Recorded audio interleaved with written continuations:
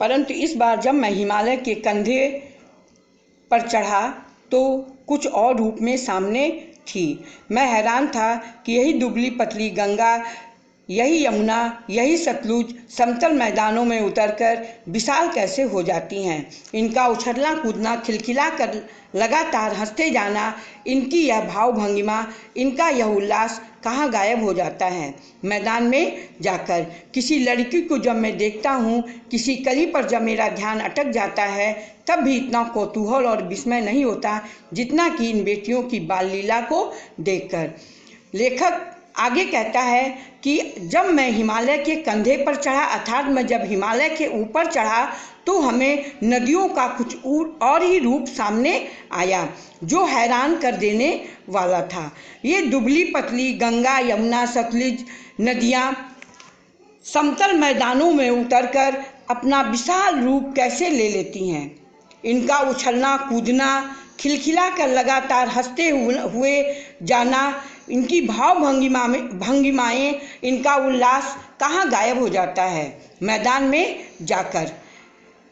कवि को इसका बड़ा कौतूहल होता है। वह कहता है कि जब मैं किसी लड़की को भी देखता हूँ या किसी कली पर मेरा ध्यान जाता है, तो मुझे उतना आश्चर्य नहीं होता है जितना आश्चर्य इन बेटियों की बाल लीला को देखकर होता है, जो हिमालय के से निकलकर दुबली पतली सी निकलती हैं और मैदान में आकर के विशाल रूप धारण करके शांत और गंभीर हो जाती हैं। कहाँ ये भागी जा रही हैं?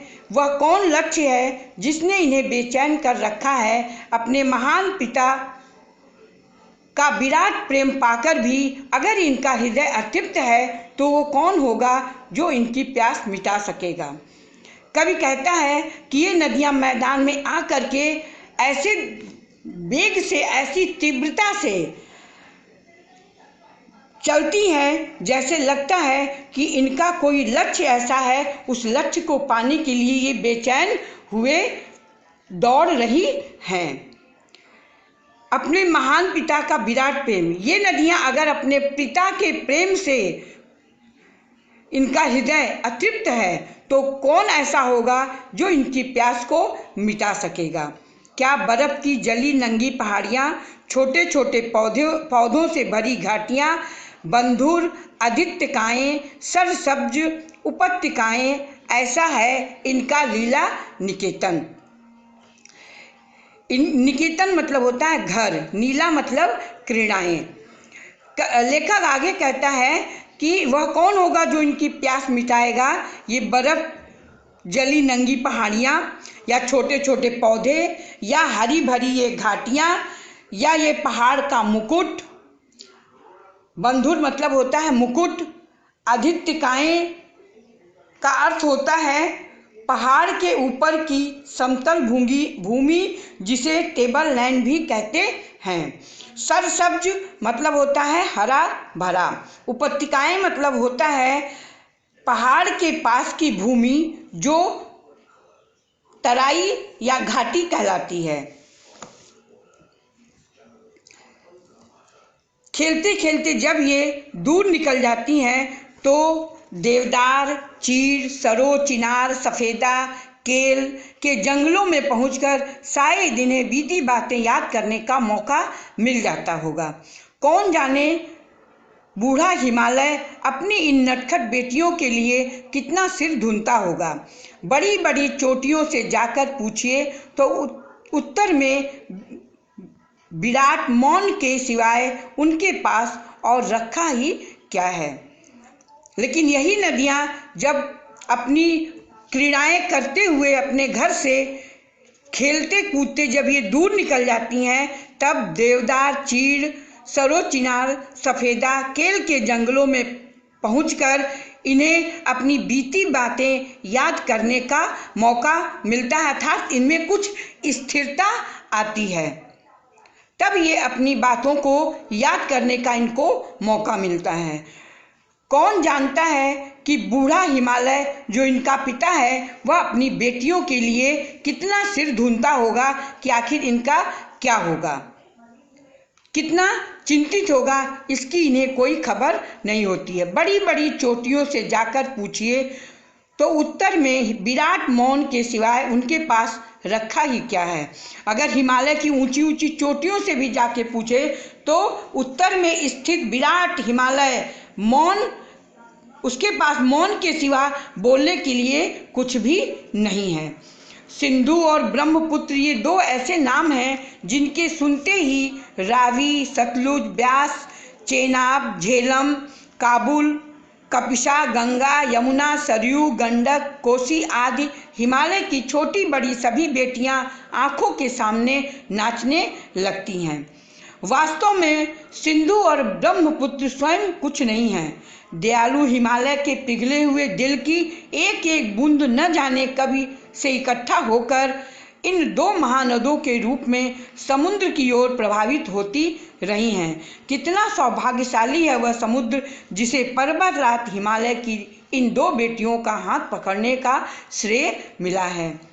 सिंधु और ब्रह्मपुत्र ये दो ऐसे नदियों के नाम हैं जिनके सुनते ही रावी, सतलुज, ब्यास, झेलम, काबुल, कपिशा, गंगा, यमुना, सरयू, गंडक, कोसी आदि हिमालय की छोटी छोटी सभी बेटियां आंखों के सामने आ जाती हैं। वास्तव में सिंधु और ब्रह्मपुत्र स्वयं कुछ नहीं है, अपना इनका कोई अस्तित्व नहीं है। इनका अस्तित्व हिमालय के पिघले हुए दिल की, मतलब हिमालय से पिघले हुए बर्फ, दिल से तात्पर्य यहाँ बर्फ से है, बर्फ दिल की एक एक बूंद के इकट्ठा होकर दो महान नदियों के रूप में रूप धारण कर लेती हैं।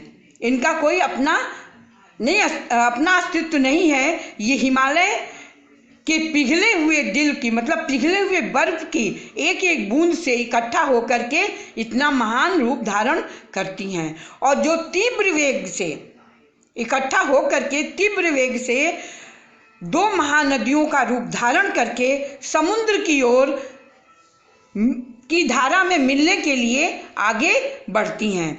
इनका सौभाग्य ही है कि वह समुद्र कितना सौभाग्यशाली है। वह समुद्र कितना अपने को सौभाग्यशाली मानता है जो पर्वतराज हिमालय की इन दो बेटियों का हाथ पकड़ने का श्रेय मिला हुआ है। ये हिमालय की दोनों बेटियां जाकर समुद्र में मिल जाए, जैसे एक पिता अपनी बेटी का हाथ दामाद के हाथ में देता है, उसी तरह हिमालय अपनी इन दो बेटियों का हाथ समुद्र के हाथ में देता है, जाकर ये नदियां उस समुद्र में मिल जाती हैं। इसीलिए लेखक ने यहाँ पे समुद्र को हिमालय का दामाद और हिमालय को समुद्र का ससुर कहा है। जिन्होंने मैदानों में ही इन नदियों को देखा होगा, उनके ख्याल में शायद ही यह बात आ सके कि बूढ़े हिमालय की गोद में बच्चियां बनकर ये कैसे खेला करती हैं।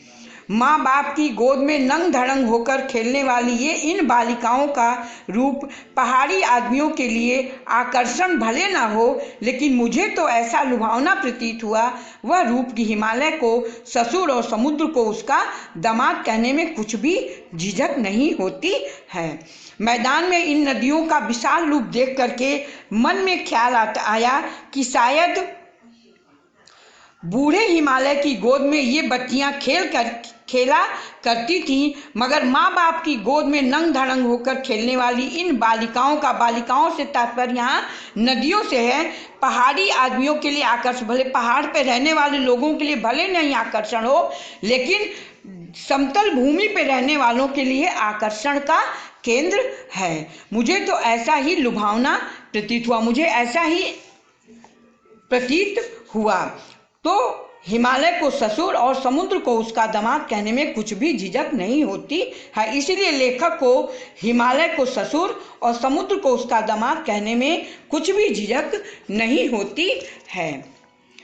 कालिदास के बिरही यक्ष ने अपने मेघदूत से कहा था, बेतवती मतलब बेतवा का प्रेम प्रतिपाद देते जाना, तुम्हारी यह प्रेयसी तुम्हें पाकर ही प्रसन्न होगी। यह बात इन चंचल नदियों को देखकर मुझे अचानक याद आ गई और सोचा कि शायद इस महाकवि को भी नदियों का सचेतन रूपक पसंद था। दरअसल जो भी कोई नदियों को पहाड़ी घाटियों और समतल आंगनों के मैदानों में जुदा जुदा शक्लों में देखेगा वह इसी नतीजे पर पहुंचेगा। कालिदास ने अपने काव्य मेघदूत में बादलों के द्वारा यक्ष को प्रेम संदेश पहुंचाने की चर्चा की है। कालिदास के बिरही यक्ष को भी अपने मेघदूत से कहा था कि बेतवा नदी को प्रेम का प्रतिदान देते जाना। जब बादल बिरही यक्ष का प्रेम का पैगाम लेके जाता है तो वहाँ पे भी कालिदास ने कहा था कि बेतवा नदी को भी प्रेम का प्रतिदान देते जाना, वह तुम्हारी प्रेयसी तुम्हें पाकर अवश्य ही प्रसन्न होगी। यह बात इन चंचल नदियों को देखकर मुझे अचानक याद आ गई। सोचा कि शायद उस महाकवि को भी नदियों का सचेतन रूपक पसंद था। सचेतन मतलब जिसके अंदर चेतना हो, चेतना के साथ मतलब मानवीकरण करते हुए लेखक ने यहाँ पे नदियों का मानवीकरण करते हुए लेखक ने यहाँ पे उसके सचेतन रूप का वर्णन किया है।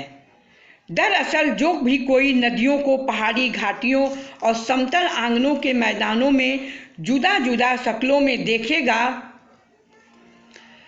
वह इसी नतीजे पर पहुंचेगा, क्योंकि जो लोग नदी को पहाड़ी और घाटियों और समतल मैदानों में अलग अलग देखते हैं उनको यही चीज प्रतीत होती है। काका कालेलकर ने नदियों को लोक माता कहा है। काका कालेलकर ने नदियों को माता कहा है, किंतु माता बनने से पहले यदि हम इन्हें बेटियों के रूप में देख लें तो क्या हर्ज है। नागार्जुन कहते हैं कि अगर माता बनने से पहले अगर हम इनका बेटियों का रूप देख लें तो उसमें कोई हर्ज नहीं है। और थोड़ा आगे चलिए, इन्हीं में अगर हम प्रेयसी की भावना करें तो कैसा रहेगा। इसी में लेखक नदियों को बेटी और फिर उसको प्रियतमा के रूप में भी देखने की कल्पना करता है। ममता का एक और भी भाग है जिसे हम इनके साथ जोड़ सकते हैं, बहन का स्थान। और प्रियतमा के साथ लेखक इनको बहन के रूप में भी देखने की कल्पना करता है। इस तरह मेरी भी ऐसी भावना हुई थी। तो लिंग की बात है, मन उचट गया था, तबीयत ढीली थी। सतलज के किनारे जाकर बैठ गया। दोपहर का समय था। पैर लटका दिए पानी में। थोड़ी ही देर में उस प्रगतिशील जल ने असर डाला, तन और मन ताजा हो गया तो लगा मैं गुनगुनाने।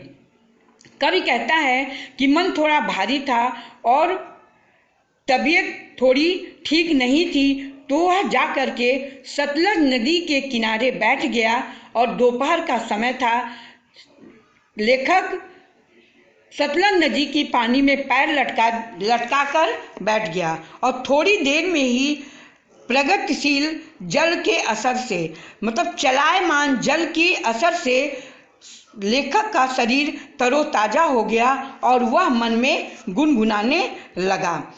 जय हो सतलज बहन तुम्हारी, लीला अचरज बहन तुम्हारी। यहाँ पे कवि सतलज नदी को बहन के रूप में प्रस्तुत कर रहे हैं। जय हो सतलज बहन तुम्हारी, तुम्हारी लीला भी बहन, तुम्हारी लीला भी आश्चर्यजनक है। हुआ मुदित मन हटा खुमारी, जाऊं मैं तुम पर बलिहारी। हुआ मुदित मन हटा खुमारी, मन के ऊपर से छाई हुई जो उदासी थी वह तुम्हारे पानी में पैर डाल करके मेरा मन प्रसन्न, मुदित मनम प्रसन्न, मन मतलब मन प्रसन्न हो गया। मैं तुम्हारे पर बार बार बलिहारी जाता हूँ। तुम बेटी यह बाप हिमालय, चिंतित पर चुपचाप हिमालय। तुम बेटी हो और यह हिमालय तुम्हारा बाप है। चिंतित पर चुपचाप हिमालय, परंतु हिमालय को तुम लोगों की चुपचाप चिंता करते रहता है। प्रगति नदी के चित्रित तट पर अनुपम अद्भुत छाप हिमालय, जय हो सतलज बहन तुम्हारी। प्रकृति नटी के चित्रित पट पर, प्रकृति मतलब प्रकृति, नटी मतलब होता है जो तरह तरह के नाट्य दिखा करके, नाटिकाएं दिखा करके लोगों का मनोरंजन करती हैं। अनुपम मतलब अनोखी, अद्भुत, अनुपम मतलब जिसकी उपमा ना हो, अद्भुत मतलब अनोखी छाप हिमालय। प्रकृति रूपी नटी के चित्रित पट पर यह अनुपम अद्वितीय हिमालय अनोखी छाप छोड़ता है। जय हो सतलज बहन तुम्हारी, जय हो सतलज बहन तुम्हारी। धन्यवाद। आज यहीं तक पाठ समाप्त करते हैं।